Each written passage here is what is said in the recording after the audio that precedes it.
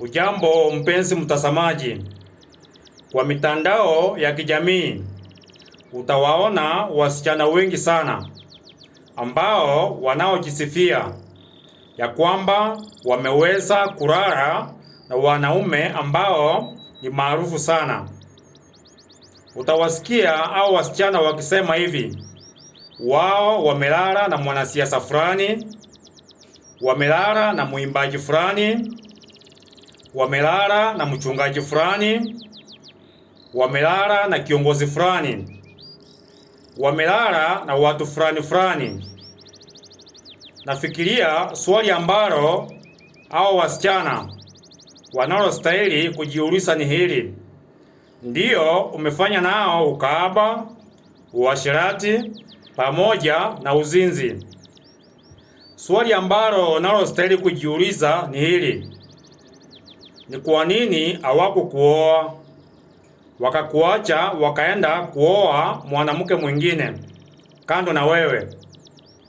Si umesema umelala na wao? Swali ambalo mtu mwenye akona akili analostahili kujiuliza ni hili: ni kwa nini hawakukuoa?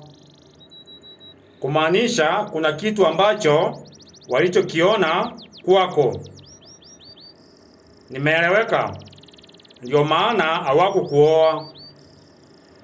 Kwa hivyo mambo ya kujisifia eti umelala na wanaume wengi, sijui watu ambao ni maarufu, nafikiria lingekuwa jambo njema kama hao watu wote mmoja wao angekuoa.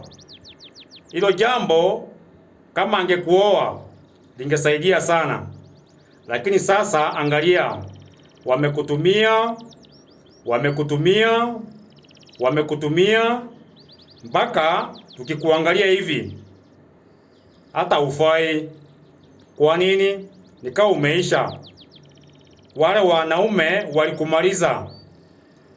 Kwa hivyo wewe msichana, nyinyi wasichana, haya mambo ya kujisifia eti ya kwamba umelala na mtu fulani, hilo jambo halitakusaidia. Jambo lingine, kuna mwanaume ambaye angekuoa, sasa ameona wewe haufai.